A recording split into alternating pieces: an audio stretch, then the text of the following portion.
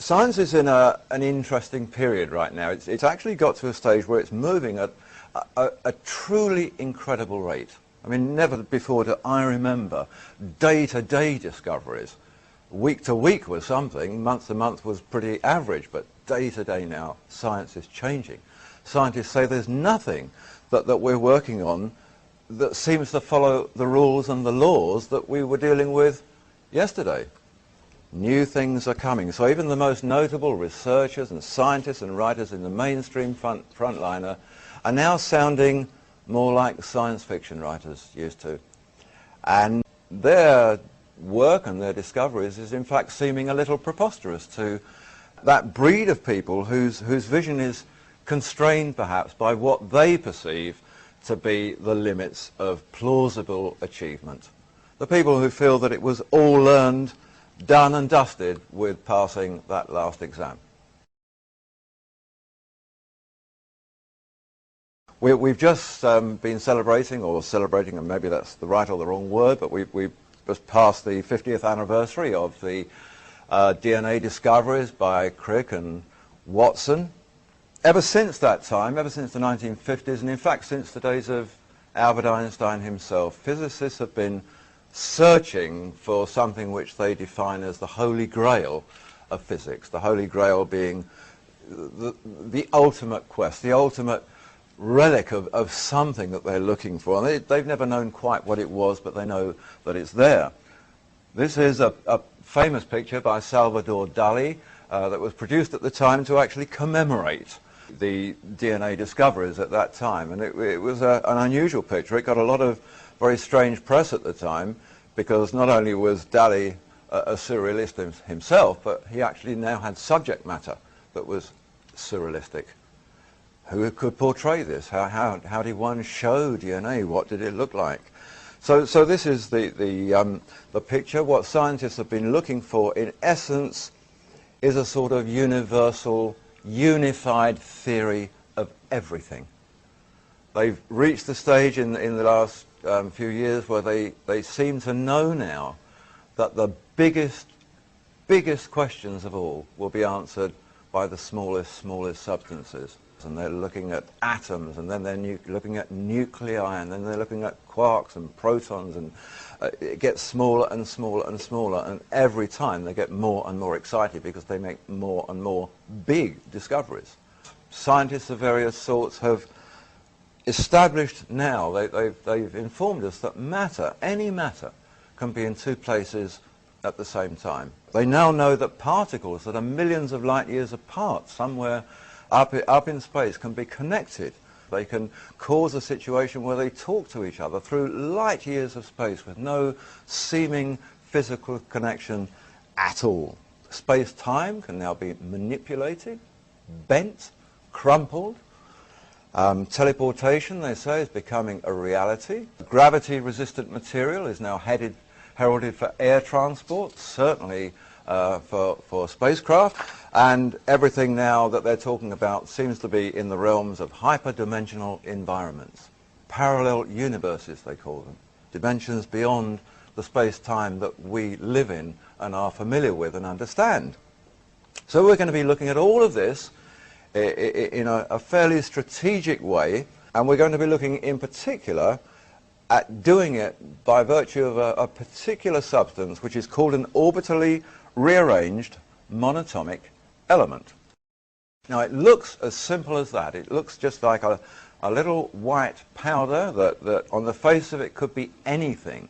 That particular powder, not so long ago, was a sliver cut from a 24-carat Canadian maple leaf gold coin.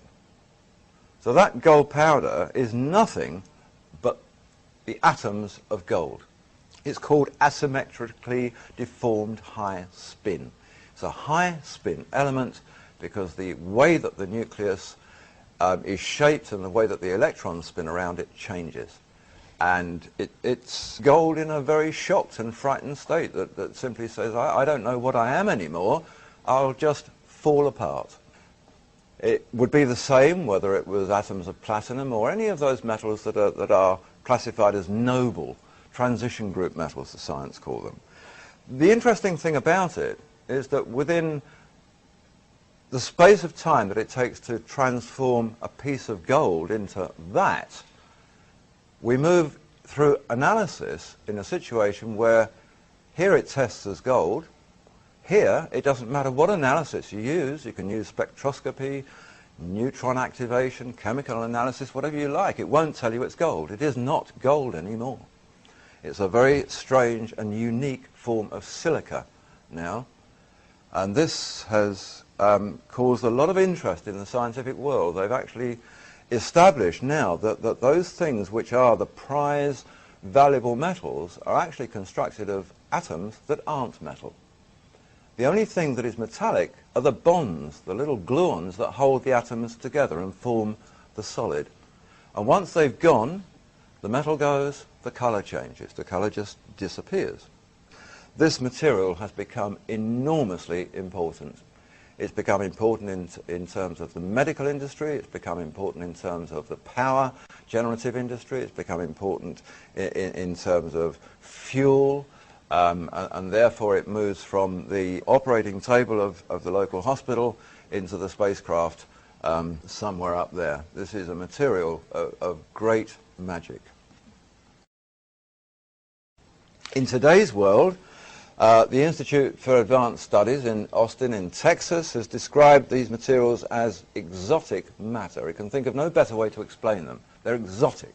They conform to no rules, and that they're not like anything else they've ever known. They are not on the periodic table of elements. Science has never known about them until the last few years. Nano is a word that you'll be seeing a lot of. It is a form of measurement, it's a new measurement, and it simply means 1/1,000,000th of a millimetre. Minuscule proportion, and this is where they're making the biggest discoveries about the universe.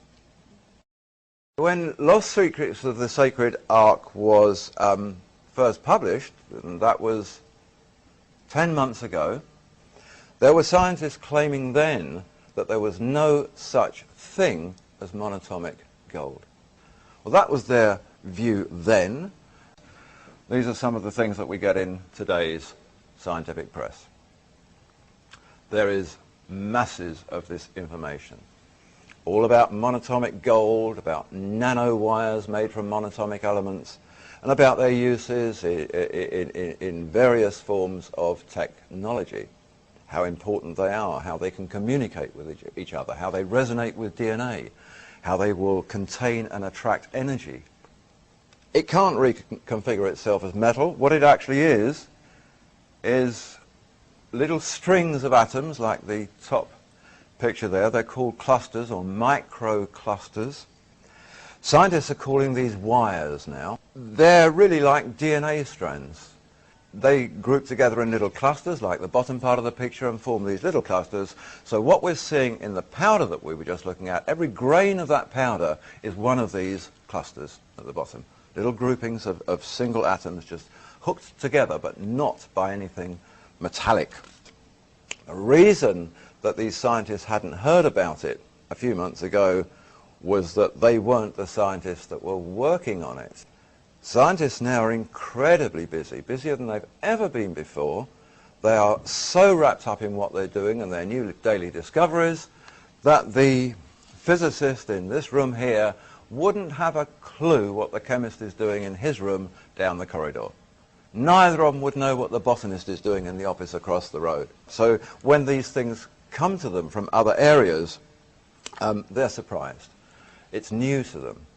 The silly thing is that it doesn't take a lot to understand that whatever you're researching now in any of these fields, you have to keep abreast of what's going on in the other. You know, I make the point very often that even a little leaping insect, which is biology, knows that it's got to jump, which is physics, to feed, chemistry on another planet.